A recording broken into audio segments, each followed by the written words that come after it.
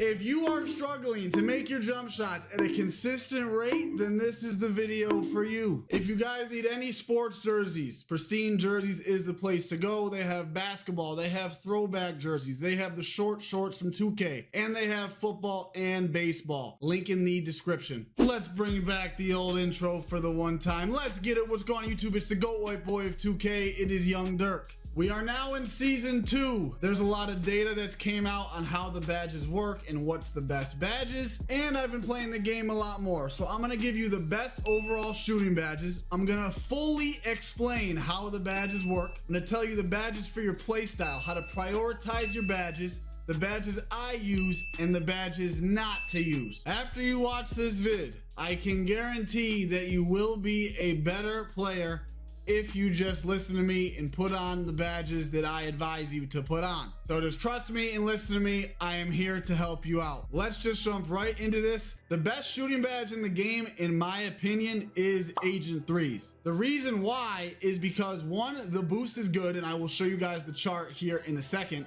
And two, it activates on pretty much every type of shot except a catch and shoot. And fading is OP in this game. I have my glitch fade jump shot in the description if you want to check that out. So here is the chart. It gives you a really nice increase on your make percentage. And if I were you, I would put it on at least silver. Silver gives a huge boost compared to bronze. If you can get it on gold, put it on gold. Hall of Fame, in my opinion, really isn't worth it because you have to get a really high 3. I forgot what it is exactly. And putting your 3-point rating that high to even unlock it on Hall of Fame just isn't worth it because it just carries so much weight as an individual stat that I would just recommend it on gold. That's what I have on my 6-1. So at least get it on silver. And if you have it on gold, definitely put it on gold. The next badge, and this depends on your play style, but a really good badge this year that I found out by playing on my 6-1 is blinders. Blinders really on any normal shot, if it's a tier 3 badge, isn't really worth it in my opinion, unless you just have extra badge points or badge cord in tier 3. But on your 6-1, or if you like to fade a lot, blinders is definitely worth it. I've noticed by fading that blinders helps so much on your fades.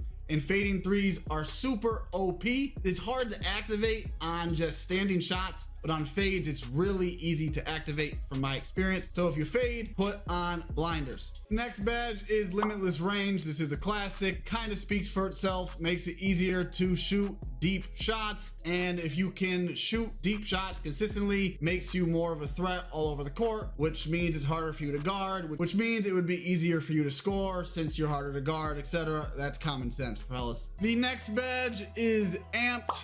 This is a very good badge because amped activates when your stamina is at 50% or less.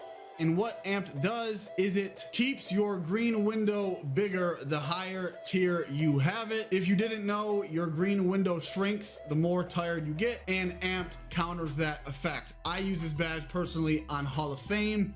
If you're not dribbling around a lot or running around a lot, like if you're just a spot up, badge probably isn't worth it for you, but for the point guards, the guards, it definitely is worth it. Next badge is if you are a spot up or shooting a lot of catch and shoot shots, the badge is catch and shoot. I recommend putting this badge on silver.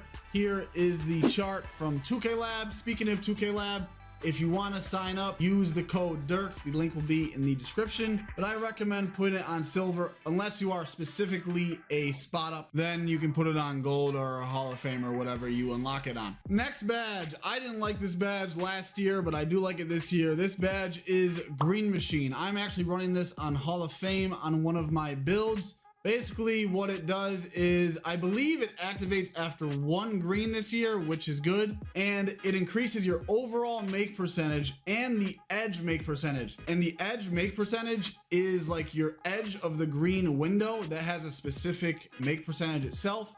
It also increases that. This is a must-have badge in my opinion. I would put it on any build that shoots. Next badge is guard up. This isn't a requirement. This is if you play like better players and shoot comp shots and like shoot peaks and stuff. I shoot a lot of peaks and fades, and guard up activates when your defender is not playing with their hand up, and it still doesn't even activate that much. I just have it on both of my builds just as an extra bonus when needed. Next badge is Clutch Shooter. This badge activates when there's a 7-point gap if a team has at least 15 points. So either or team, if you're winning and you have 15 points and you're up by 7 points or more, this badge will activate. And if you're losing, the other team needs to have 15 or more, and you have to be down by 7 or more for this badge to activate. So it's probably a good badge to throw on bronze or silver if you have those extra badge points. Comeback Kid, similar to Clutch Shooter, but only if you're losing. The other difference is if you're down at 7 at any point in the game, but it's only if you are losing, not if you're winning. So if you're down by 7 or more, Comeback Kid will activate. It's a tier 1 badge all around, so if you have extra badge points, might as well throw it on bronze or silver. Next badge is really only for spot ups. It is Corner Specialist, and look at this chart. It's like they're all just as good. I would just probably put it on bronze, bro. Like, there's definitely no point for Hall of Fame or gold. Like, put it on bronze or silver, but yeah, bronze is my recommendation. They did a really weird job with this badge this year. Real quick, before we get into my badges, I post a ton of great content, including my jump shots that are being used in this video, and just tons of other good stuff. So go check that out. You will not regret it. And if you like it, drop me a sub. So here are my badges on my 6-1. I have Agent 3's Cord Gold, so I have Blinders Gold using those core points, Limitless Gold, Green Machine Hoff, Amped Hoff, and Guard Up on silver. Then on my 6-7, I have Agent 3's Cord again on silver, using the points for Blinders silver, then Limitless Range silver, Green Machine Gold, Guard Up silver, and then Amped Gold. These badges fit my play style. I am an ISO guard, so that's why I have on pretty much the same badges on both of the builds. Now for badges not to use, and I already know you guys are like, Dirk, where is Deadeye? Well, Deadeye really doesn't activate that much. The activation, it really doesn't pop up. Like, there's only specific situations, and it's just not worth it. And the boost is less than 50%. Unless you have a Hall of Fame, which is like a little above 50%. Why would you waste badge points on a badge that gives you less than a 50-50 chance to make your shot? I don't like that at all. Definitely don't put on Deadeye unless you really have extra badge points and you just shoot tons of really bad contested shots. Next badge not to use is Space Crater. Unless you're doing hop jumping step back shots and you like to have fun doing that, sure, you could put it on.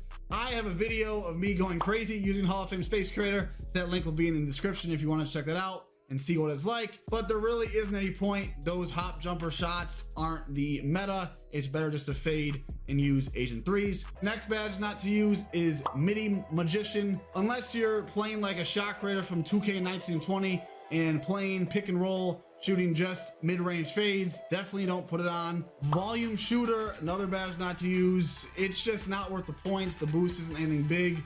You have to shoot a few shots. I don't know the exact amount, but I don't think it's worth it. And like Pro-Am or Rec, yeah, but Park, probably not. If you want to put it on bronze or silver, go ahead. Claymore, I know you guys are gonna comment about that too. The reason why the badge sucks is it only works on spot ups and you have to wait 2 seconds for it to activate. A 2-second wait, unless you're playing terrible players, like, you're gonna be contested by the time you're waiting 2 seconds. So yeah, don't put on Claymore. And lastly, Slippery Off Ball. Definitely do not use that badge. I will be super mad at you if you put on that badge. There's no point of it whatsoever. And the last tip, which would be how to make every shot, that video is on screen right now. I have tons of methods to make you a better jump shooter overall, regardless of the badges. So go check that out. I answer to every comment on every video. So if you have any questions, just let me know. Have a good day. Go out.